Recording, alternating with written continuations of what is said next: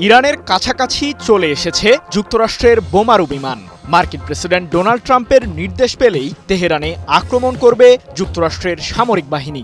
ইরানের পারমাণবিক কার্যক্রম ধ্বংস করারও হুমকি দিয়েছেন ট্রাম্প। এদিকে ইরানে হামলা চালানোর হুঁশিয়ারি দিয়েছেন ইসরায়েলের প্রতিরক্ষামন্ত্রী ইসরায়েল ক্যাটস, যার কারণে থমথমে অবস্থা বিরাজ করছে পুরো মধ্যপ্রাচ্যে। তবে যুক্তরাষ্ট্রের আগ্রাসন প্রতিহত করার বার্তাও দিয়েছে তেহরান।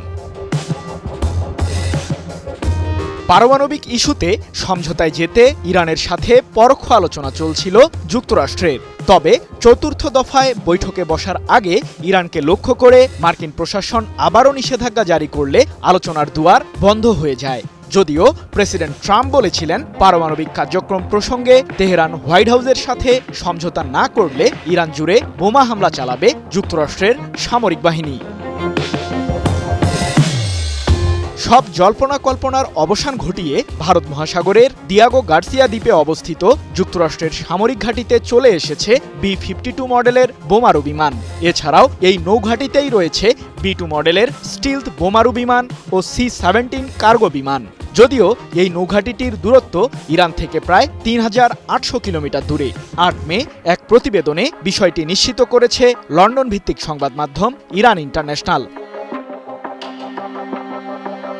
দিয়াগো গার্সিয়া দ্বীপের এই নৌঘাঁটিটি থেকেই ইরাক ও আফগানিস্তানকে লক্ষ্য করে সামরিক অভিযান চালায় যুক্তরাষ্ট্র। তাই ইরানকে লক্ষ্য করে যুক্তরাষ্ট্র যে বৃহৎ পরিসরের অভিযানের প্রস্তুতি নিচ্ছে, এই বিষয়টি পরিষ্কার। এর আগে গত মার্চে ইরানের একজন জ্যেষ্ঠ সামরিক কর্মকর্তা জানান, তেহরানকে লক্ষ্য করে মার্কিনী সামরিক বাহিনী কোনো ধরনের আগ্রাসন চালালে মধ্যপ্রাচ্যে থাকা যুক্তরাষ্ট্রের সামরিক ঘাঁটিগুলোতে হামলা চালাবে ইরান। নিজেদের সামরিক বাহিনীর প্রস্তুতির অংশ হিসেবে সম্প্রতি বেশ কয়েকটি ব্যালিস্টিক ক্ষেপণাস্ত্র উন্মোচন করেছে ইরানের সর্বোচ্চ প্রতিরক্ষা বাহিনী IRGC। Monalisa heavy flow 15 piece প্যাকেটের সাথে 8 পিসের একটি প্যাকেট একদম ফ্রি। এদিকে পারমাণবিক ইস্যুতে অচল অবস্থার মধ্যেই আবারও ইরানে হামলা চালানোর হুমকি দিলেন মার্কিন প্রেসিডেন্ট ট্রাম্প। হোয়াইট হাউস থেকে ট্রাম্প বলেন, কূটনৈতিকভাবে সমাধানে না আসলে ইরানের পারমাণবিক কার্যক্রম ধ্বংস করা হবে। যদিও আমি তাদের সাথে চুক্তি করতে চাই। পৃথক এক প্রতিবেদনে বিষয়টি নিশ্চিত করেছে সংবাদ মাধ্যম ইরান ইন্টারন্যাশনাল।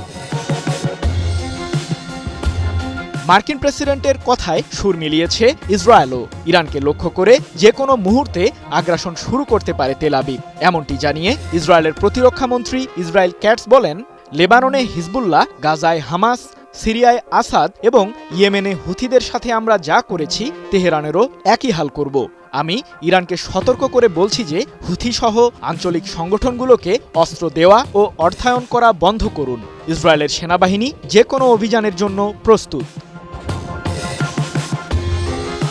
এর আগে গত ৪ মে ইসরায়েলের প্রধান বিমানবন্দর বেন গুরিয়নে ব্যাপক ব্যালিস্টিক ক্ষেপণাস্ত্র হামলা চালায় ইরান সমর্থিত ইয়েমেনের হুথি বিদ্রোহীরা।